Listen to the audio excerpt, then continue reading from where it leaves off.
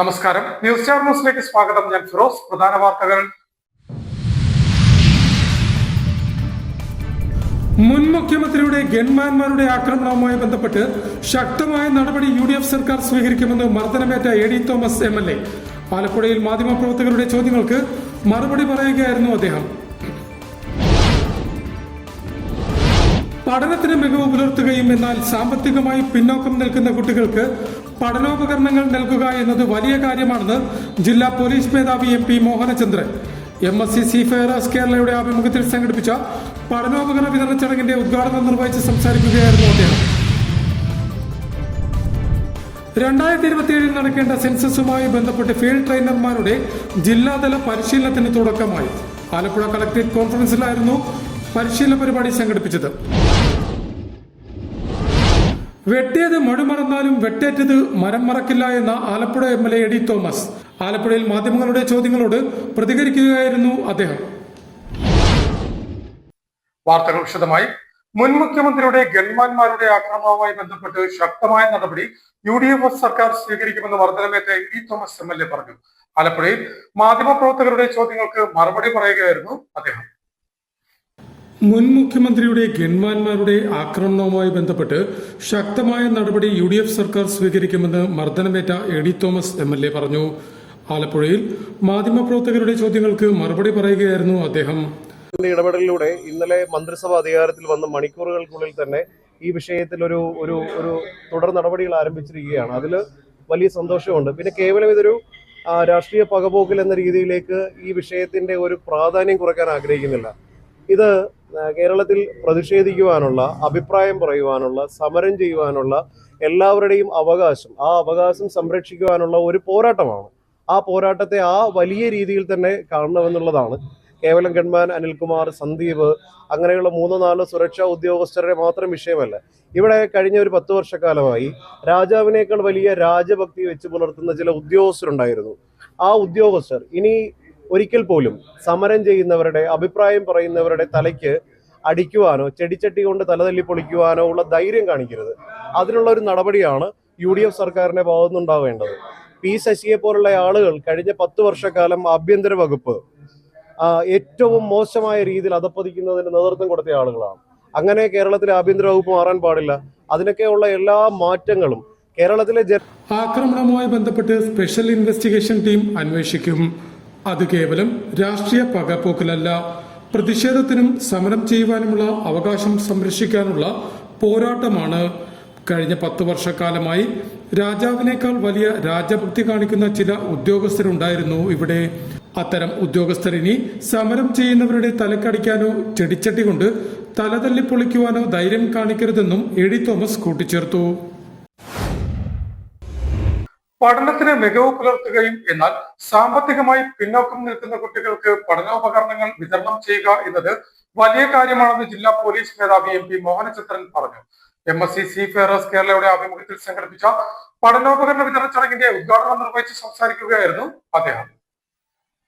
പഠനത്തിന് മികവ് പുലർത്തുകയും എന്നാൽ സാമ്പത്തികമായി പിന്നോക്കം നിൽക്കുന്ന കുട്ടികൾക്ക് പഠനോപകരണങ്ങൾ നൽകുക എന്നത് വലിയ കാര്യമാണെന്ന് ജില്ലാ പോലീസ് മേധാവി MP മോഹനചന്ദ്രൻ പറഞ്ഞു. MSc സീഫെയറേഴ്സ് കേരളയുടെ ആഭിമുഖ്യത്തിൽ സംഘടിപ്പിച്ച പഠനോപകരണ വിതരണ ചടങ്ങിന്റെ ഉദ്ഘാടനം നിർവഹിച്ച് സംസാരിക്കുകയായിരുന്നു അദ്ദേഹം. ഒരുപക്ഷെ ചെറിയ ഒരു നിങ്ങളുടെ ഇടയിൽ ഒരു കലക്ഷൻ ചിലപ്പോൾ ആവശ്യം വരുന്നു.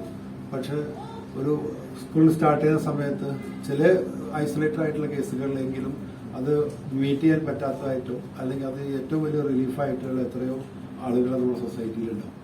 അത് മെഡിക്കൽ ഹെൽപ്പാണെങ്കിലും നേരത്തെ പറഞ്ഞ മാതിരി, അതല്ല ഇനി ഹയർ സ്റ്റഡീസിന് പോകുന്ന സമയത്ത് വല്ല സെലക്ട് ചെയ്തിട്ട് ഓരോ ഏരിയയിലൊക്കെ ഉള്ള വേണമെങ്കിൽ നമുക്ക് സെലക്ട് ചെയ്യാൻ പറ്റും. അങ്ങനത്തെ ഒക്കെ എല്ലാ രീതിയിൽ ഏതായാലും കൂടുതൽ അത് ഈ രീതിയിലുള്ള നിങ്ങളുടെ ചാരിറ്റി വർക്ക്സിന് MScക്ക് സാധിക്കട്ടെ എന്നാണ്.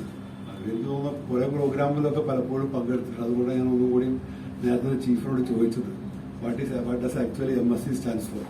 കാരണം ഇത് സ്റ്റേറ്റ് ലെവലിൽ എല്ലാ ജില്ലകളിലും ചെയ്യുന്നത് ഒരു ബേസിക് ഒരു ടീമുണ്ട്. അതെ,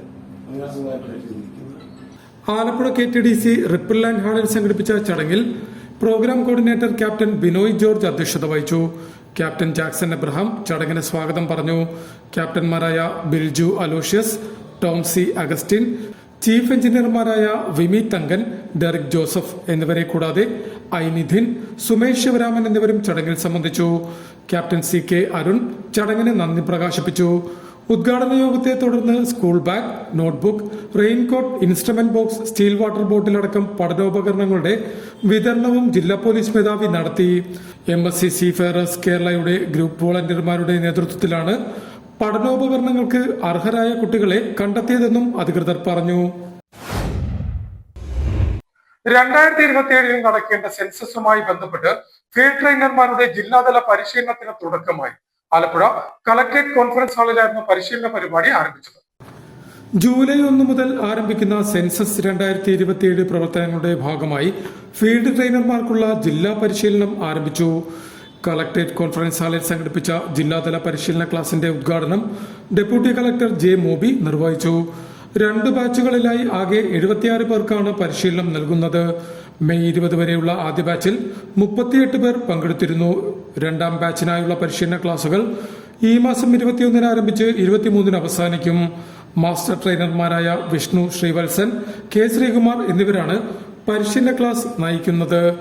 ജില്ലാതല പരിശീലനം വിജയകരമായി പൂർത്തിയാക്കുന്ന ഫീൽഡ് ട്രെയിനർമാരുടെ നേതൃത്വത്തിലായിരിക്കും അടുത്ത ഘട്ടത്തിൽ എന്യൂമറേറ്റർമാർക്കും സൂപ്പർവൈസർമാർക്കും പരിശീലനം നൽകുകയെന്നും അധികൃതർ സൂചിപ്പിച്ചു.